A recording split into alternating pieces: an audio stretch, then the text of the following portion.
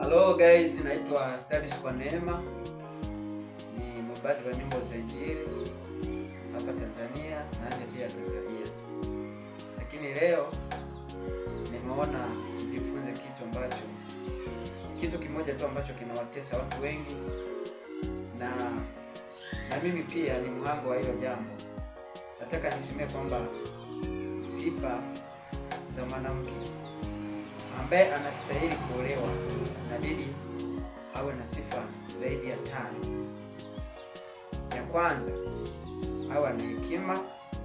Ya pili, awe ana adabu. Ya tatu, awe mwema. Ya 4, awe mwenye busara. Ya 5, awe mkarimu. Mimi niliona leo niwaambie haya. Usitoke, endelea kufuatilia.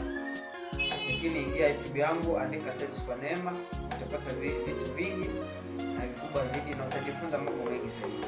Asante.